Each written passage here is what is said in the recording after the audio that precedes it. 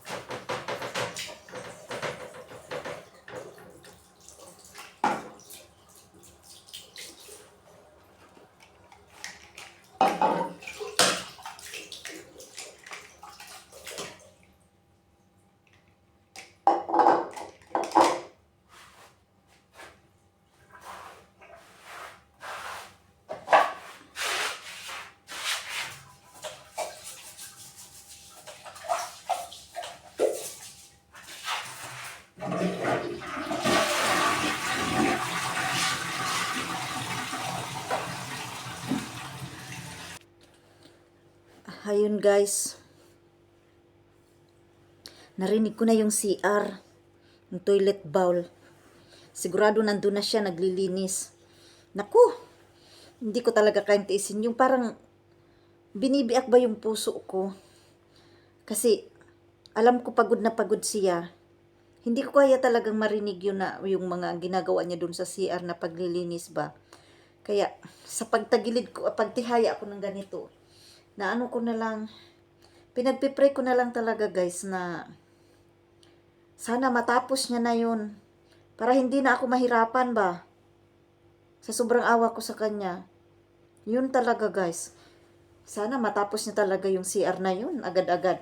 Para hindi sisikip yung dibdib ko ba. Kakaisip na dami niyang trabaho.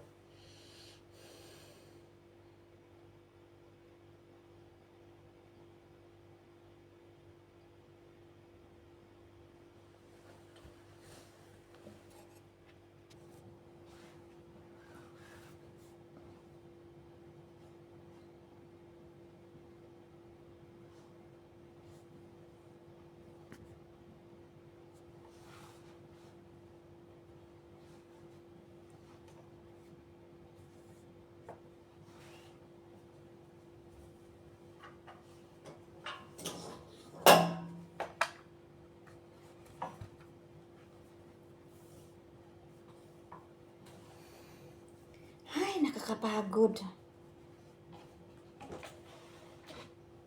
Daming plantsahin.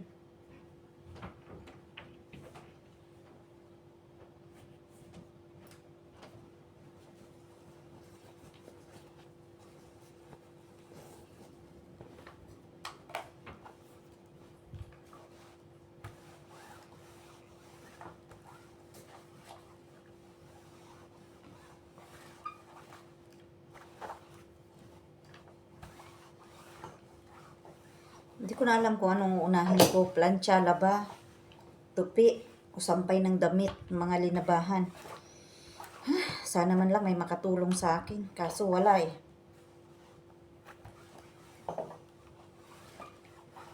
Hirap talaga maging ate. Pagka pagod-pagod.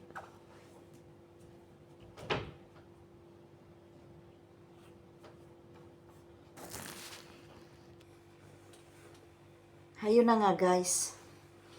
Siguro tapos niya sa CR kasi narinig ko na yung plancha. Tsaka yung plantsahan ba, pinapatayo na ng ate ko. Kasi sigurado mamamlansya na siya. Tapos mag-ano siya, magtutupi, sasampay ng mga nilabahan ba. Alam nyo guys, yung utak ko parang mabibiak na baka kaisip. Gusto ko sana siyang anuhan ba, yung pagsabihan siya na, sige ate, kaya mo yan. Makakaya mo yan ate. Kaso guys, hindi ko talaga siya kayang tingnan kasi ang sakit-sakit talaga sa kalooban, ang bigat-bigat na. Yung parang ginaganyan yung dibdib ko ba. Kapag naano ko lang na ang dami niyang gagawin guys. Kaya ito talagang ginagawa ko sa pag-ano ko naman ngayon, pagtagilid ko dito sa kabila. Sa aking panaginip guys, ang isip ko is yung matapos niya talaga yun sa panaginip ko ba. Matapos niya yung mga gagawin niya para di na siya mahirapan. Kasi pag nahihirapan siya, nahihirapan din ako Sana lang talaga maging magaan sa kanya ang lahat guys. Kaya ganito talaga ako para hindi ba mag-ano yung damdamin ko. Hindi ako mabigatan ng damdamin ko sa mga ginagawa ng ate ko. Ito, natutulog talaga ako.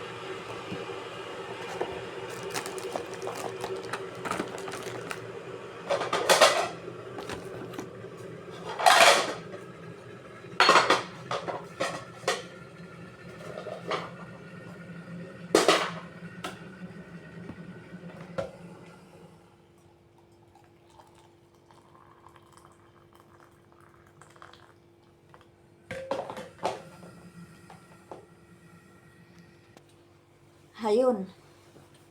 Siguro tapos na ang ate ko mamlansya tsaka magtupi tsaka magsampay kasi narinig ko na siya sa kusina. Narinig ko na yung water heater tsaka yung mga plato. Siguro nag-iisip na naman siya kung anong lulutuin niya para sa akin ba. Kasi alam nyo, ako naman yung tao kasing hindi ako pihikan sa pagkain, lalo sa ulam. Basta wag mo lang talaga akong papaulamin ng gulay lang, tsaka tuyo. Dapat, kung may gulay, may karne, o kaya may prinitong isda, ganun. Tapos, dapat may fried chicken din, ganun. Hindi ako pihikan, kaya sigurado ang ate ko ngayon. Nandun talaga siya sa kusina, nag-iisip na naman kung ano talagang iuulam namin. Kasi hindi talaga ako pihikan. Tapos, sa mga sandaling yan guys, na namumroblema siya kung anong iuulam namin. Diyan lalo guys, hindi lang talaga yung hindi lang yung dibdib ko ang sumasakit. Yung ito ba, lahat para mag-stiff neck ako.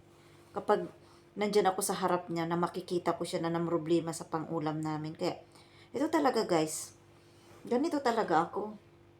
Para hindi ako masyadong may stress. Nahihiga ako, tsaka pumipikit talaga ako. Minsan nilalagyan ko nga ng, ng headset ba, yung tenga ko, para di ko siya marinig.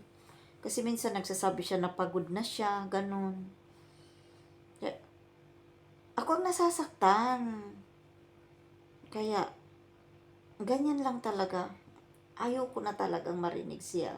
Ayoko siyang nasasaktan siya, na napapagod siya, na alam mo yung nasasaktan ang damdamin niya dahil sa akin kasi yung hindi niya maibigay sa akin yung gusto kong ulam. Ganun, namumroblema siya. Kaya ayoko rin siyang na makita ko at marinig ko siyang naggaganyan ba. Kasi grabe sa stress talaga. Sobra as in. Stress na stress ako sa mga panahon na yan, guys. Ay, salamat. Katapos din ang mga gagawin at nakapagluto na rin ako. Kapag inom na rin ako ng green tea ko. Ay, kapagod. Puro trabaho, gawaing bahay. Wala man lang na may makatulong. Kakain na ako. Hindi ko nagigisingin yung kapatid ko kasi kawawa naman siya. Ayoko siyang istorbohin sa pagtulog ba, yung bunso kong kapatid. Kaya kakain na lang ako mag-isa.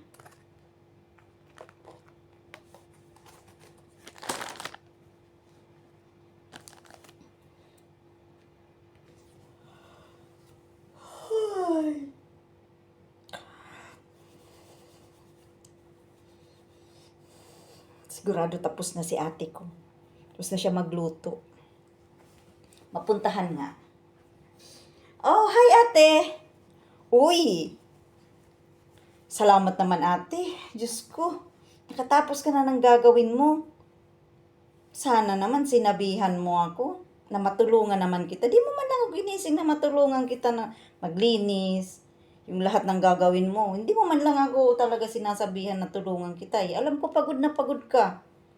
Kita naman natin sa mukha mo eh. Pero, wow. Alam mo ate,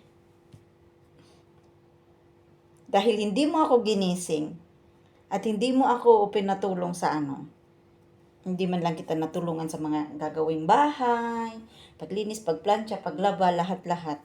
Tutulungan na lang kita ate magkain. Uy, ano bang pagkain natin? Uy, wow! Siomay! May siomay si ate! Ate, 4? Isa lang sa'yo, 3 sa akin, pwede? Kasi mayroon pa, uy, ano pa ito? Uy, wow, may siopaw! Siopaw, ate! Ang galing mo! Ang galing mo! Pwede ba ating, mas malaki sa akin ang siopaw? Sige na ate, stress na stress kaya ako kakaisip sa'yo na yung sa panaginip ko ba, stress na stress ako na ang dami mong gagawin. Ay naku, talaga. Sumasakit ito ko tsaka gutom na gutom ba ako? Awang-awa kasi ako sa'yo tapos hindi mo man lang ako ginising. Ano pa ate ang pagkain natin? Uy! Mayroon nito. Ay wow! Ate! Pwede ba ating isa lang sa'yo, 3 din sa akin, kasi 4 to. Kasi mamayang gabi kakainin ko yung iba o kaya magmerienda ako mamaya.